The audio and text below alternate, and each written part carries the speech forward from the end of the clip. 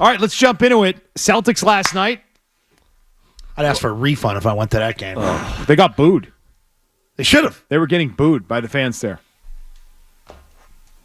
Here's my thought on this loss. Go ahead. A bad first. loss, right? They lose by a bunch. Yeah. It's bound to happen. Bad league, bad series, bad opponent. They got caught flat-footed. Good for Cleveland for punching back and putting a game together. They hung the whole game. Right? They got down early. Joe hit that timeout, but go ahead. I'm not going to step on you. This is what happens when the competition is just not that good. You get caught flat-footed, and you're not locked in. And I was very concerned about that coming off of game one. We spent a day talking about this. Me being pissed at the Cavs, pissed at the league. Because if you're not challenged, you're not going to get locked in. So here it is. Now they've been challenged. I'm not that upset about the loss. I'm upset that they lost by this much. They shouldn't have lost by this much. They should have been more competitive in the second half to try and make it close. They almost quit. It felt quit-ish. I'm not calling them quitters. They're not quitters, but they did nothing to close the gap. They didn't adjust again. It was like the Miami game 2 again. Like, okay, Miami's going to hit their threes, and we're not defending. We're not going to switch our defense up in game. T-Bone, I'm going to play Levert music the rest of the show. Okay. That dude, you're letting that dude ball. Okay? Donovan Mitchell's one thing. That dude had, what, six points at the half, Mitchell, a tie game? And then the alpha male took over, as alpha males in that league do. That was a game. That was the second half by that man. You watch the highlights that NBC Sports Boston runs of Mitchell at the end of the game. And whether it's Brown, Holiday, Tatum, defensively, standing up flat-footed, just letting him go right around you. The effort, and Scal and Eddie House were fantastic after the game. And we can sit there and we make fun of, they call them we, and they used the we again last night. We got to do this, we got to do that. They said they were so upset about the effort and the right. And it's like, you're playing at home, game 2. You're the favorite. Mm-hmm. Not in this series. You are the overall favorite in the freaking league. And this is how you played at home. What's our record at home? 14-14? They the lost last 2 years? 4 regular season games at home this year. They've lost 2 so far in the postseason. To bad teams. They're flipped a coin at home. Well, not bad teams. Cleveland's not a bad team, but teams that are not in their, not at their level, not in their tier. I think you should be more upset as a Celtic fan the day after that loss than you should as a Bruin fan the day after that loss.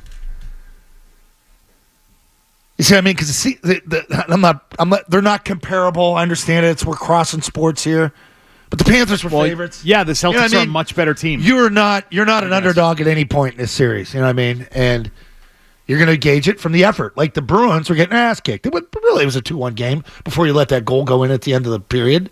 Then it got away from you. And then you got pushed around, but you know what? You effing fought back. You had no fight last night. Nothing. No response.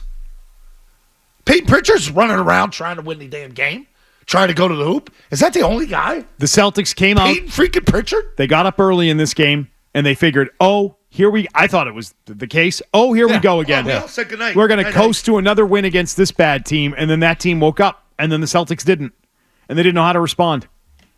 And it's because they have been playing bad basketball games for weeks now. Multiple weeks. And this happens as a result. You know what I say, Tim? Celtics in 5. I have to be honest with you. There is no concern for me about where they're going against this team. No concern about this series. They're going to win the next 3 and put the Cavs away. Celtics in 5. This is going to wake them up and refocus them. You watch. You could be the Porzingis playing. You could be the 12th man on this team. You would fit right in this locker room. Don't worry about us. Yeah. No big deal. Bang the drum, Tim. Whatever. Doesn't matter. We didn't show up. Yeah, you act like we lose all the time. Well, if they don't show up in the next one, well, then I think you got something. You're going to be forced to play freaking Porzingis. Celtics in 5, baby. Bang the drum.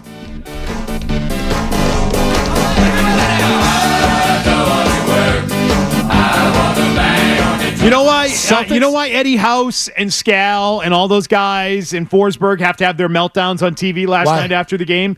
Because they legitimately believe that the Celtics are just so unbelievably good and so dominant, and they believe they've been playing real competition. And that's a difference between me and them. This is not real competition. These are not real games. So I don't get all excited about their blowout win in game one because I don't believe in the Cavs, and I don't believe in their chances of having any shot of winning this series. So when last night happens, I look at it and say, oh, cut the crap, guys. Just cut the bleep. And I thought Joe Mazzulla needed to take a moment there at like 18 different points in the game and say that to his team. And I don't know if that happened, but they're just effing around last night is what they did. Which is fair.